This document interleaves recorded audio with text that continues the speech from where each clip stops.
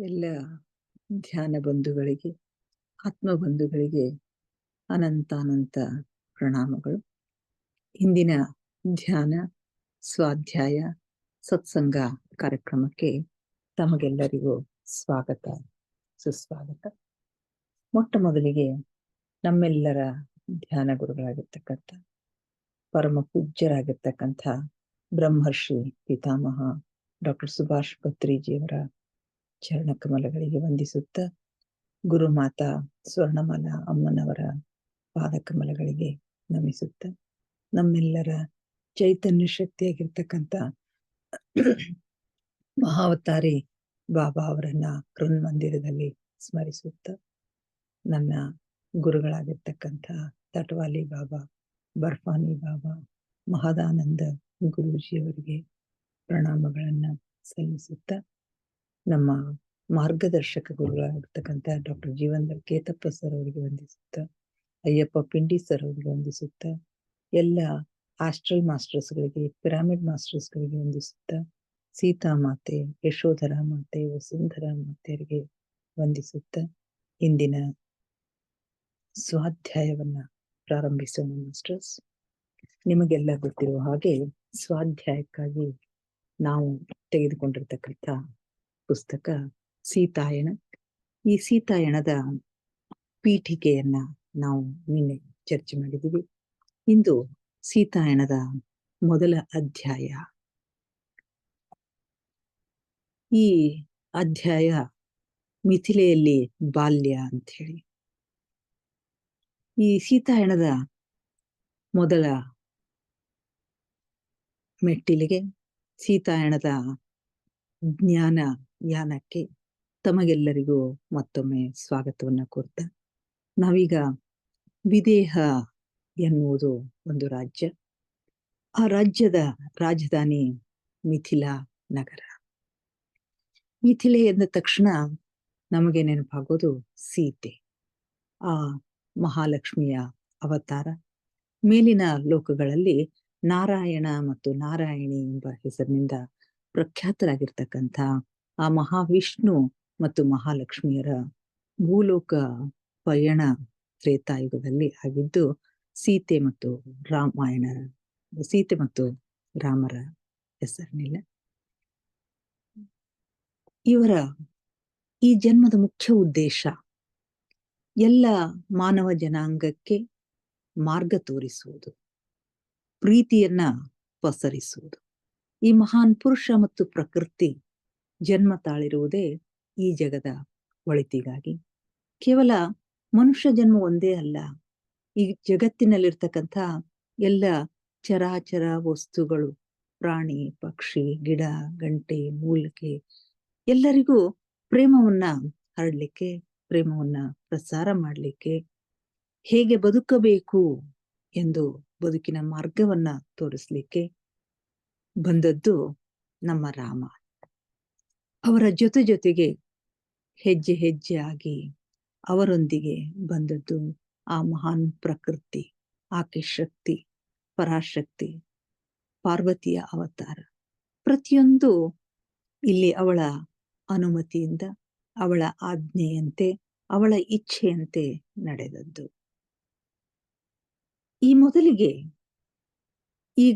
ಮೊದಲಿಗೆ ವಿದೇಹಕ್ಕೆ ಹೋಗೋಣ ಮಾಸ್ಟರ್ಸ್.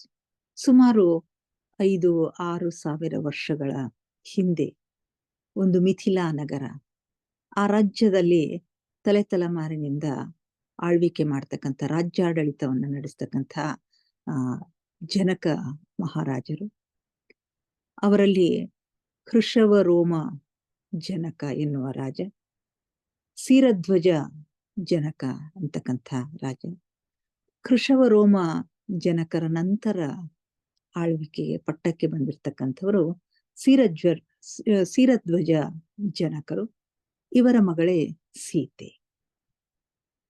ಜನಕ ಮಹಾರಾಜ ಒಬ್ಬ ಅತ್ಯಂತ ಸಾತ್ವಿಕ, ಸಾಧು, ಸತ್ಪುರುಷ,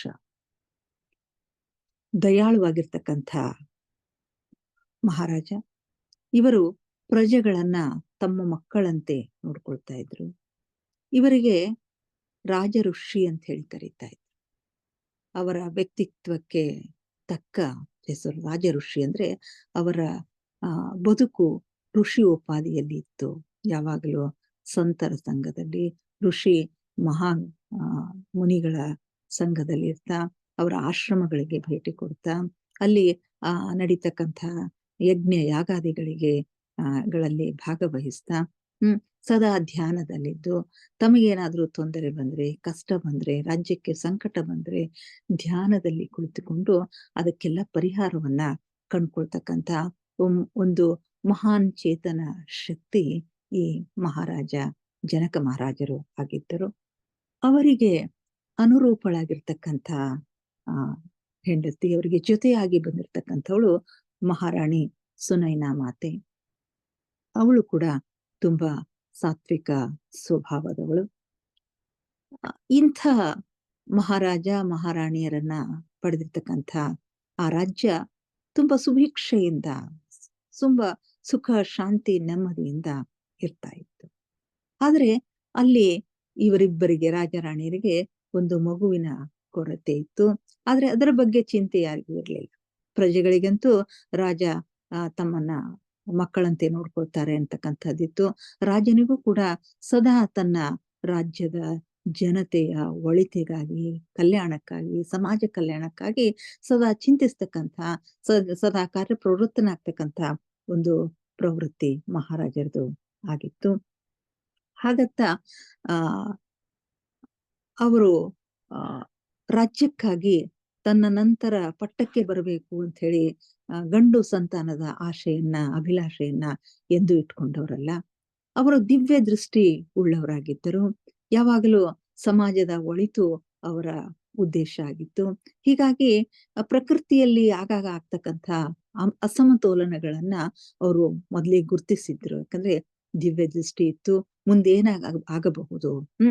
ಪ್ರಕೃತಿ ವಿಕೋಪಗಳು, ಕ್ಷಾಮ, ಬರಗಾಲಗಳು ಆಗಾಗ ಬರ್ತಾ ಇದ್ವು. ಮಳೆ ಇಲ್ಲದೆ, ಬೆಳೆ ಇಲ್ಲದೆ ಹೆಚ್ಚತಕ್ಕಂಥ ಒಂದು ಜನಸಂಖ್ಯೆಗೆ ಆಹಾರದ ಕೊರತೆ ಉಂಟಾಗಬಹುದು. ಈ ಒಂದು ಅಸಮತೋಲನವನ್ನ, ಈ ಒಂದು ಪರಿಸರದಲ್ಲಿ ಆಗ್ತಕ್ಕಂಥ ಅಸಮತೋಲನವನ್ನ, ಪ್ರಕೃತಿಯಲ್ಲಿ ಆಗ್ತಕ್ಕಂಥ ಅಸಮತೋಲನವನ್ನ ಪರಿಹರಿಸಬೇಕು ಅಂತಂದ್ರೆ ಒಬ್ಬ ಶಕ್ತಿ ದೇವತೆ ಬರಬೇಕು. ಒಂದು ಮಹಾನ್ ದಿವ್ಯ ಶಕ್ತಿ ಬರಬೇಕು ಅಂತಕ್ಕಂಥದ್ದು ಅವರ ಉದ್ದೇಶ ಆಗಿತ್ತು. ಹಾಗಾಗಿಯೇ ಆಗಾಗ ಅವರು ಪ್ರಕೃತಿ ಮಾತೆಗೆ, ಭೂತಾಯಿಗೆ, ತಾಯಿ ನೀನೇ ಬಾ ನಮ್ಮನ್ನ ಉದ್ಧರಿಸ್ಲಿಕ್ಕೆ ಅಂತ ಹೇಳಿ ಅವರು ಬೇಡ್ಕೊಳ್ತಾ ಇದ್ರು. ಅದರ ಪ್ರತಿಫಲ ಅನ್ನೋ ಹಾಗೆ ವಸುಂಧರಾ ಮಾತೆಯ ಬಹುದೊಡ್ಡ ಕಾಣಿಕೆ ಸೀತೆಯ ರೂಪದಲ್ಲಿ ನಮ್ಮ ಜನಕ ಮಹಾರಾಜರಿಗೆ ಸಿಗುತ್ತೆ. ಅದೆಲ್ಲ ನಿಮಗೆ ಗೊತ್ತಿರತಕ್ಕಂತ ಒಂದು ಕಥೆ. ಇನ್ನು ಇಂತಹ ಒಂದು ಮಹಾರಾಜರ ಆಸ್ಥಾನದಲ್ಲಿ, ಕ್ಷೀರಧ್ವಜ ಜನಕ ಮಹಾರಾಜರ ಆಸ್ಥಾನದಲ್ಲಿ ಒಬ್ಬ ಸೇವಕ, ಅತ್ಯಂತ ನಿಷ್ಠಾವಂತನಾಗಿರ್ತಕ್ಕಂಥ, ಆಜ್ಞಾಧಾರಕನಾಗಿರ್ತಕ್ಕಂಥ ಒಬ್ಬ ಸೇವಕ ಇರ್ತಾನೆ. ಆತ ಬ್ರಾಹ್ಮಣನಾಗಿರ್ತಾನೆ. ಅವನ ಮಗಳೇ ಮೀನಾಕ್ಷಿ ಅಂತಕ್ಕಂಥವಳು. ಈ ಮೀನಾಕ್ಷಿ, ತ್ರೇತಾಯುಗದಲ್ಲಿರ್ತಕ್ಕಂಥ ಮೀನಾಕ್ಷಿ ಈ ಕ್ಷೀರಧ್ವಜ ಮಹಾರಾಜರ ಸೇವಕನ ಮಗಳು. ಅವಳು ನಮ್ಮ ದೇನಾ ಮೇರಿಯಮ್ಮನ ತ್ರೇತಾಯುಗದ ಅವತಾರ. ಈ ಪುಸ್ತಕವನ್ನ ಬರೆದಿರ್ತಕ್ಕಂಥ, ಈ ಶತಮಾನದಲ್ಲಿರ್ತಕ್ಕಂಥ ದೇನಾ ಮೇರಿಯಂ ಅವರ ಒಂದು ತ್ರೇತಾಯುಗದ ಅವತಾರ ಅಂತಂದ್ರೆ ಮೀನಾಕ್ಷಿಯ ರೂಪದಲ್ಲಿ ಇತ್ತು. ಅವಳ ಬಾಲ್ಯ, ಅವಳ ಜೀವನದ ಎಲ್ಲ ವೃತ್ತಾಂತಗಳು ಈ ಒಂದು ಅಧ್ಯಾಯದಲ್ಲಿ ನಮಗೆ ಕಂಡು ಬರುತ್ತೆ. ಇಲ್ಲಿ ಮೀನಾಕ್ಷಿಯ ತಂದೆ,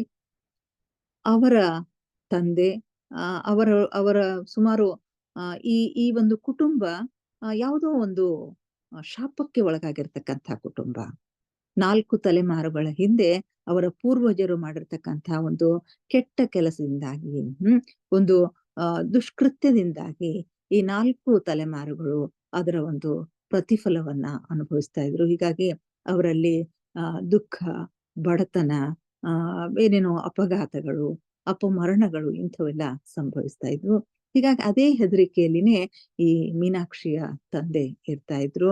ಹೀಗಾಗಿ ತಮ್ಮ ಮನೆಯಲ್ಲಿ ಯಾರ ಮಗಳಿಗೆ ಮದುವೆಯನ್ನ ಮಾಡಬಾರದು ಒಂದು ವೇಳೆ ಮದುವೆ ಮಾಡಿದ್ರೆ ಅವಳಿಗೂ ನಾವು ಅನುಭವಿಸಿರ್ತಕ್ಕಂತಹ ಸಮಸ್ಯೆಗಳನ್ನ ಅನುಭವಿಸ್ತಾಳೆ ಅಂತಕ್ಕಂಥ ವಿಚಾರಗಳು ಆ ತಂದೆಯಲ್ಲಿ ಇದ್ವು. ಹೀಗಾಗಿ ತನ್ನ ಮಗಳನ್ನ ಬಹಳಷ್ಟು ಕಟ್ಟುನಿಟ್ಟಾಗಿ ಅವನು ಬೆಳೆಸ್ತಾನೆ. ಈ ಮೀನಾಕ್ಷಿಯ ತಾಯಿ ಅಕಾಲ ಮರಣಕ್ಕೆ ಒಳಗಾಗಿರ್ತಾಳೆ. ತಾಯಿ ಇಲ್ಲದ ಮಗು ಅದು. ತಾಯಿ ಇಲ್ಲದ ಹಸುಗೂಸು ಆ ಮೀನಾಕ್ಷಿ. ತಂದೆಯ ಒಂದು ಆರೈಕೆಯಲ್ಲಿ ಅವಳು ಬೆಳೀತಾಳೆ. ಅವನು ಅತ್ಯಂತ ಕಟ್ಟುನಿಟ್ಟಿನಿಂದ ಮಗಳನ್ನ ಬೆಳೆಸ್ತಾ ಇರ್ತಾನೆ. ಈ ಒಂದು ಅಸಮಾಧಾನ ಆ ಮಗುವಿಗೆ ಇರುತ್ತೆ. ನನ್ನ ತಂದೆ ನನ್ನನ್ನ ಪ್ರೀತಿಸೋದಿಲ್ಲ. ನನಗೆ ಬಹಳಷ್ಟು ಕಟ್ಟುಪಾಡುಗಳನ್ನ ಹಾಕ್ತಾರೆ. ಇಷ್ಟೆಲ್ಲ ಕಟ್ಟುಪಾಡುಗಳು ನನಗೆ ಏಕೆ ಅಂತಕ್ಕಂಥದ್ದು ಅವಳಿಗೆ ಅರ್ಥ ಆಗ್ತಾ ಇರ್ಲಿಲ್ಲ. ಯಾಕಂದ್ರೆ ಸಣ್ಣ ಮಗು, ಇವ್ಯಾವುದನ್ನು ಕೇಳುವ ಸಾಮರ್ಥ್ಯನೂ ಅವಳಿಗೆ ಇರ್ತಾ ಇರ್ಲಿಲ್ಲ.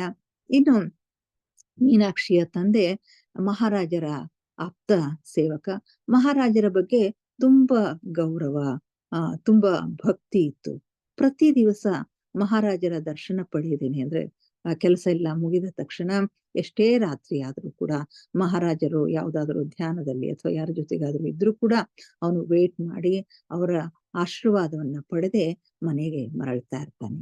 ಯಾಕೆ ಹೀಗೆ ಅಂತ ಹೇಳಿ ಕೇಳಿದ್ರೆ, ಒಂದು ವೇಳೆ ಅವರ ಆಶೀರ್ವಾದವನ್ನ ಪಡೆದೇ ನಾ ಹೋದೆ, ನಾನು ಮರಣ ಅಪ್ಪಿದೆ ಅಂದ್ರೆ ಅವರ ಆಶೀರ್ವಾದ ಇಲ್ಲದೇನೆ ನಾನು ಸಾಯ್ಬೇಕಾಗುತ್ತೆ ಅಂತಕ್ಕಂಥ ಮಾತುಗಳನ್ನು ಒಂದ್ಸಾರಿ ಅವರು ಹೇಳಿರ್ತಾರೆ. ಇಂಥ ಒಬ್ಬ ರಾಜ ಇಂಥ ಒಬ್ಬ ಸೇವಕ ಮಹಾರಾಜ ಎಲ್ಲಿಗಾದ್ರೂ ಒಂದೆರಡು ದಿವಸ ಹೋಗಿದ್ರೆ ಚಡಪಡಾಸಿ ಬಿಡ್ತಕ್ಕಂಥ ಒಂದು ಜೀವ ಅದಾಗಿತ್ತು. ಇಂಥವರ ಮಗಳು ಮೀನಾಕ್ಷಿ ಆಗಿರ್ತಾಳೆ. ಇನ್ನು ಮೀನಾಕ್ಷಿಗೆ ಸ್ವಲ್ಪ ದೊಡ್ಡವಳಾದ ತಕ್ಷಣ ಆ ಎಲ್ಲ ವೃತ್ತಾಂತಗಳು ತಿಳಿಲಿಕ್ಕೆ ಶುರು ಮಾಡ್ತಾವು. ಆಗಾಗ ತಂದೆಗೆ ಪ್ರಶ್ನೆಯನ್ನ ಮಾಡ್ಲಿಕ್ಕೆ ಶುರು ಮಾಡ್ತಾನೆ. ಯಾಕೆ ಹೀಗೆ? ನೀವ್ ಯಾಕೆ ಇಷ್ಟು ಕಟ್ಟುನಿಟ್ಟಿನಿಂದ ಇರ್ತೀರಿ? ನೀವ್ ಯಾಕೆ ಇಷ್ಟು ಸಿಟ್ಟಿನಿಂದ ಇರ್ತೀರಿ? ಶಾಪ, ನಮ್ಮ ಕುಟುಂಬಕ್ಕೆ ತಗುಲಿರ್ತಕ್ಕಂಥ ಶಾಪ ಯಾವುದು ಅಂತಕ್ಕಂಥ ಪ್ರಶ್ನೆಗಳನ್ನ ಆಗಾಗ ಕೇಳ್ತಾ ಇರ್ತಾಳೆ. ಆದ್ರೆ ಅವು ಯಾವಕ್ಕೂ ಅವರ ತಂದೆ ಉತ್ತರ ಕೊಡ್ತಾ ಇರೋದಿಲ್ಲ. ಮೀನಾಕ್ಷಿ, ನಿನಗೆ ಇವು ಯಾವುದನ್ನು ಕೇಳುವ ಅವಶ್ಯಕತೆ ಇಲ್ಲ. ನಾನು ಹೇಳೋದು ಇಷ್ಟೇ, ನೀನು ರಾಜರ ಆಜ್ಞಾಧಾರಕ ಸೇವಕಿ ಆಗಬೇಕು.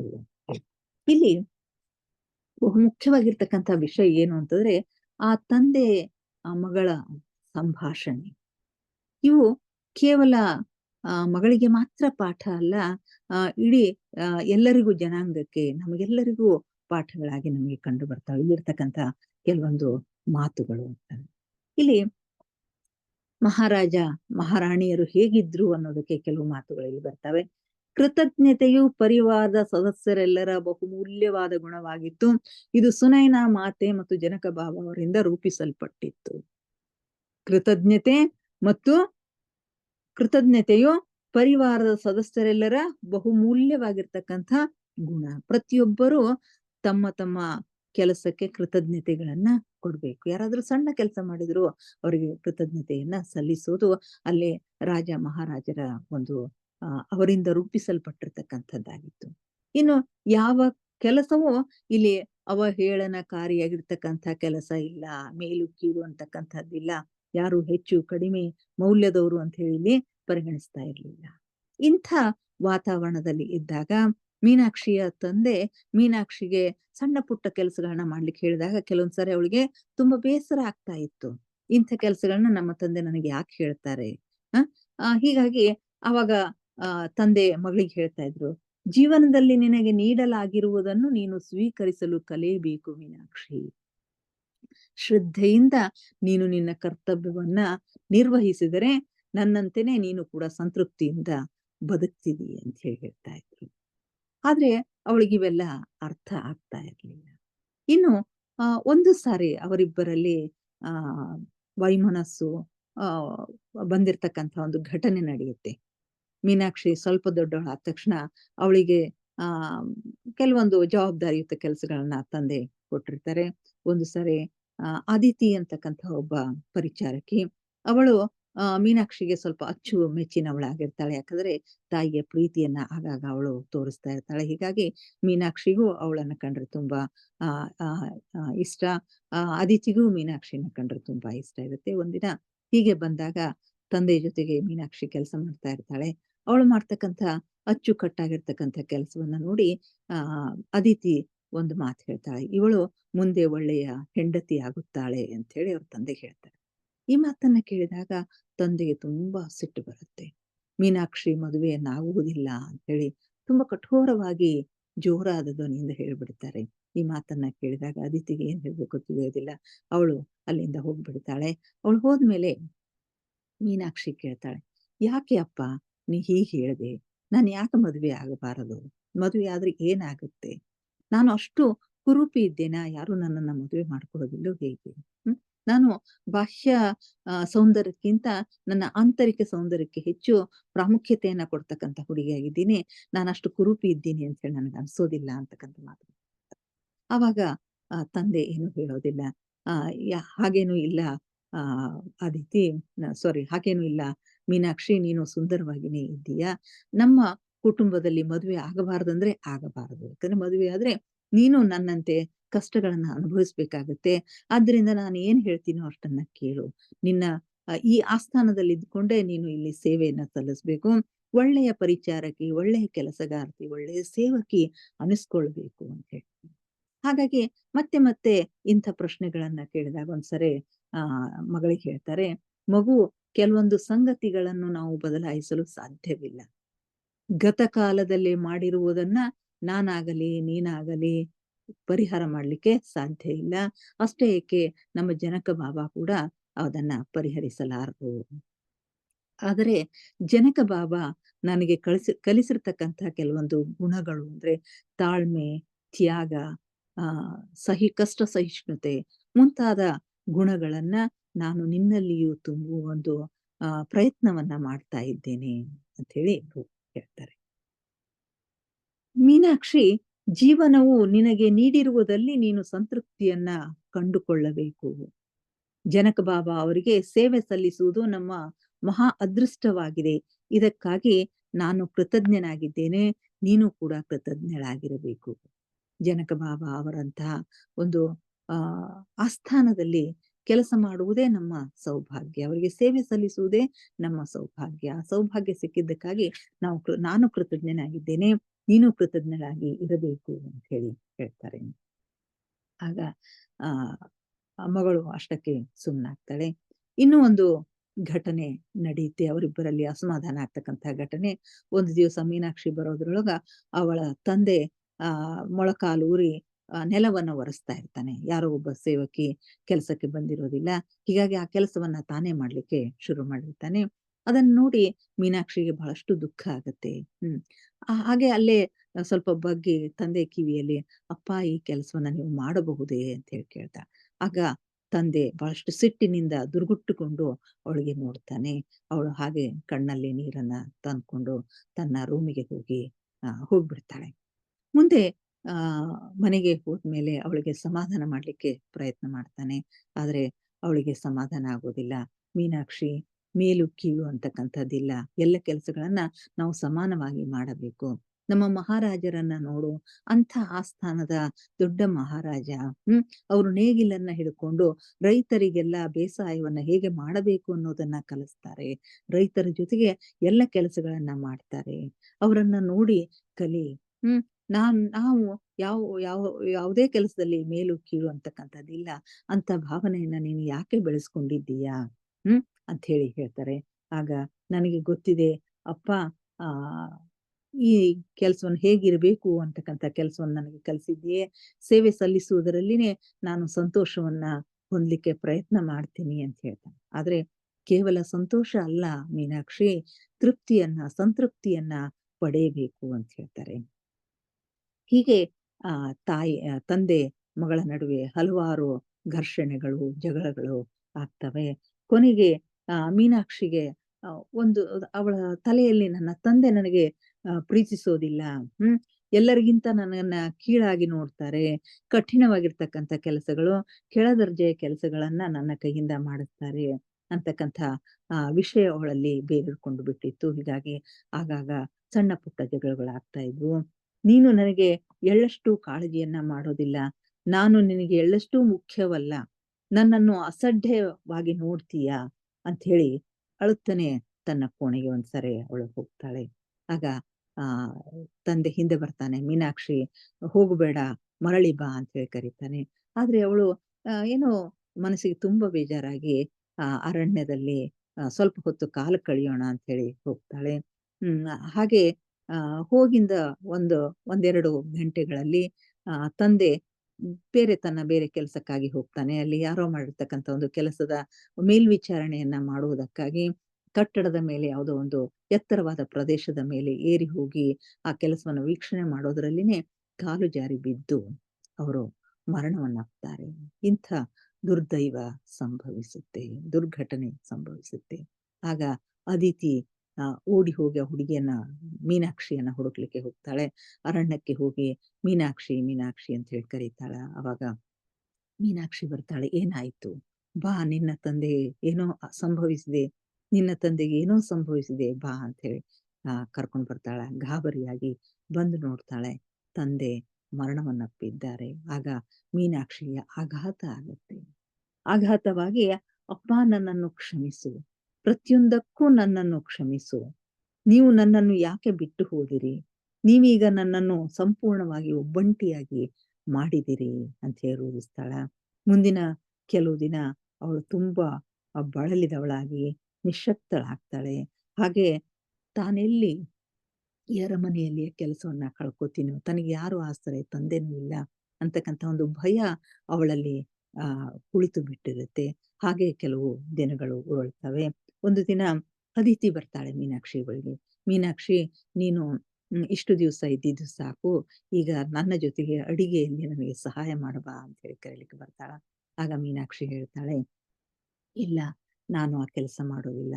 ನನ್ನ ಇದಕ್ಕೂ ಪೂರ್ವದಲ್ಲಿ ಒಂದ್ಸಾರಿ ತಂದೆ ಹೇಳಿರ್ತಾಳೆ, ನಾನು ಅಡುಗೆಯಲ್ಲಿ ಅದಿತಿಗೆ ಸಹಾಯ ಮಾಡ್ತೀನಿ ಅಂತ ಹೇಳಿದ್ರೆ ಅವ್ರ ತಂದೆ ಒಪ್ಕೊಂಡಿರೋದಿಲ್ಲ. ಇಲ್ಲ, ನೀನು ಎಲ್ಲ ಕೆಲಸಗಳನ್ನು ಕಲಿಬೇಕು. ಎಲ್ಲದರಲ್ಲಿನೂ ನೀನು ಪರಿಪೂರ್ಣತೆಯನ್ನ ಕಂಡ್ಕೊಳ್ಬೇಕು. ಯಾವ ಕೆಲಸವೂ ಮೇಲಲ್ಲ, ಕೀಳಲ್ಲ ಅಂತಕ್ಕಂಥ ಭಾವನೆ ನಿನ್ನಿಂದ ಕಿತ್ತು ಬರಬೇಕು ಅಂತಕ್ಕಂಥ ಮಾತುಗಳನ್ನ ತಂದೆ ಹೇಳಿರ್ತಾರೆ. ಹೀಗಾಗಿ ನನ್ನ ತಂದೆಯ ಇಚ್ಛೆಯಂತೆ ನಾನು ಈ ಕೆಲಸಗಳನ್ನೇ ಮಾಡ್ತೇನೆ. ನನಗೆ ನೀನು ಒತ್ತಾಯ ಮಾಡಬೇಡ. ನನಗೆ ಬೇಕನ್ನಿಸಿದಾಗ ನಿನ್ನ ಕೆಲಸಕ್ಕೆ ಸಹಾಯಕ್ಕಾಗಿ ನಾನು ಬರ್ತೇನೆ ಅಂತ ಹೇಳಿ ಇಲ್ಲೇ ಉಳ್ಕೋತಾಳೆ. ಎಲ್ಲ ಕೆಲಸ ಅತ್ಯಂತ ಪಶ್ಚಾತ್ತಾಪದಿಂದ ಮನಪೂರ್ತಿಯಾಗಿ ಒಳ್ಳೆಯ ಸೇವಕಿ ಅನಿಸ್ಕೊಳ್ಬೇಕು ಅಂತಕ್ಕಂಥ ದೃಷ್ಟಿಯಿಂದ ಎಲ್ಲಕ್ಕಿಂತಲೂ ಬೆಳಿಗ್ಗೆ ಬೇಗನೆ ಎದ್ದು ಎಲ್ಲರ್ಕಿಂತಲೂ ಬೇಗನೆ ಕೆಲಸವನ್ನ ಮುಗಿಸ್ತಾ ಇರ್ತಾಳೆ. ಅಚ್ಚುಕಟ್ಟಾಗಿರ್ತಕ್ಕಂಥ ಕೆಲಸವನ್ನ ಮಾಡ್ತಾ ಇರ್ತಾಳೆ. ಹೀಗೆ ಆ ಅದಿತಿ ಮುಂದೊಂದು ದಿವಸ ಮೀನಾಕ್ಷಿಗೆ ಹೇಳ್ತಾಳೆ, "ನಿನ್ನ ತಂದೆ ನಿನ್ನ ಜೊತೆಗೆ ಅಷ್ಟೊಂದು ಕಠೋರವಾಗಿ ವರ್ತಿಸಿದರೂ ಕೂಡ ನಿನ್ನ ಮೇಲೆ ಅವರಿಗೆ ಅಪಾರವಾಗಿರ್ತಕ್ಕಂಥ ಪ್ರೀತಿ ಇತ್ತು. ನಿನ್ನ ಬದುಕಿನ ಬಗ್ಗೆ ಅವರಿಗೆ ತುಂಬಾ ಕಾಳಜಿ ಇತ್ತು. ನೀನು ಕಾಡಿಗೆ ನೀನು ತಂದೆಯ ಜೊತೆಗೆ ಮುನಿಸಿಕೊಂಡು ಕಾಡಿಗೆ ಹೋದಾಗ ಜನಕ ಬಾಬಾ ಅವರೊಂದಿಗೆ ಅವರು ಮಾಡಿರ್ತಕ್ಕಂಥ ಸಂಭಾಷಣೆಯನ್ನ ನಾನು ಕೇಳಿದ್ದೇನೆ. ನಿನ್ನ ಎಲ್ಲ ಜವಾಬ್ದಾರಿಯನ್ನ ಜನಕ ಬಾಬಾ ಅವರಿಗೆ ಅವರು ಒಪ್ಪಿಸಿ ಹೋಗಿದ್ದಾರೆ" ಅಂತಕ್ಕಂಥ ಮಾತುಗಳನ್ನ ಹೇಳ್ತಾಳೆ.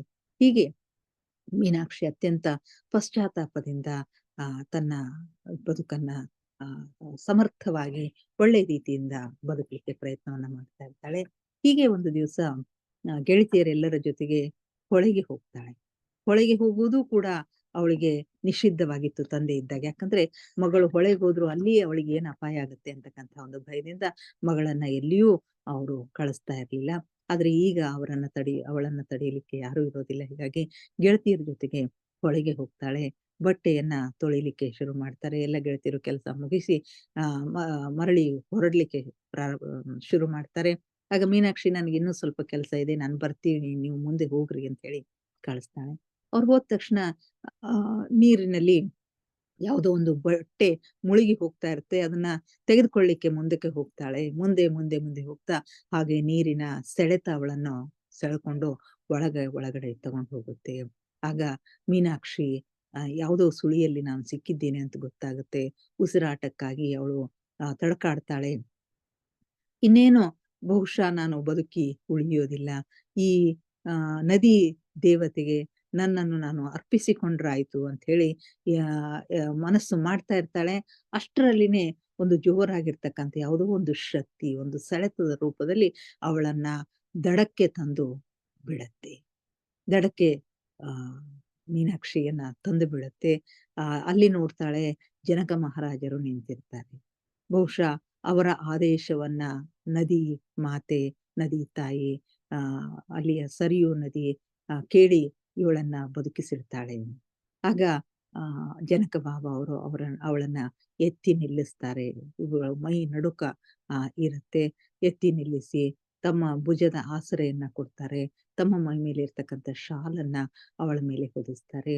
ಇವರ ಸ್ಪರ್ಶದಿಂದ ಅವಳಲ್ಲಿರ್ತಕ್ಕಂಥ ನಡುಕ ಕಡಿಮೆ ಆಗುತ್ತೆ. ಒಂದು ಸಾರಿ ಕಣ್ಣೆತ್ತಿ ಅವರ ಮುಖವನ್ನ ನೋಡ್ತಾಳೆ. ಅತ್ಯಂತ ಸಮೀಪದಿಂದ ಮಹಾರಾಜರ ಮುಖವನ್ನ ನೋಡಿರೋದು ಇದೇ ಮೊದಲವಳು. ಹಾಗೆ ನೋಡಿದಾಗ ಆ ಕಣ್ಣಿನಲ್ಲಿರ್ತಕ್ಕಂಥ ಪ್ರೀತಿ, ಅದರಲ್ಲಿರ್ತಕ್ಕಂಥ ಆಪ್ಯಾಯಮಾನ, ಅದರಲ್ಲಿರ್ತಕ್ಕಂಥ ಆತ್ಮೀಯತೆ, ಅದು ಯಾವುದನ್ನು ತನ್ನ ತಂದೆಯ ಬಳಿ ಅವಳು ಅನುಭವಿಸಿರ್ಲಿಲ್ಲ. ಆ ಕ್ಷಣದಲ್ಲಿ ಅವಳ ಹೃದಯ ಬಿರಿತದ, ಕಣ್ಣೀರು ಸುರಿತಾವೆ. ಅವಳು ಮಹಾರಾಜರಿಗೆ ಅತ್ಯಂತ ಕೃತಜ್ಞತೆಗಳನ್ನ ಒಪ್ಪಿಸ್ತಾಳೆ. ಇಲ್ಲಿಗೆ ಈ ಅಧ್ಯಾಯ ಮೀನಾಕ್ಷಿಯ ಈ ಅಧ್ಯಾಯವನ್ನ ಮುಕ್ತಾಯಗೊಳಿಸಿದ್ದಾರೆ. ಇಲ್ಲಿಗೆ ಇಂದಿನ ಸ್ವಾಧ್ಯಾಯವನ್ನ ಮುಗಿಸೋಣ ಮಾಸ್ಟರ್ಸ್. ಈಗ ಧ್ಯಾನಕ್ಕೆ ಸಿದ್ಧರಾಗಿ ಧ್ಯಾನವನ್ನ ಮಾಡೋಣ. ಧನ್ಯವಾದಗಳು.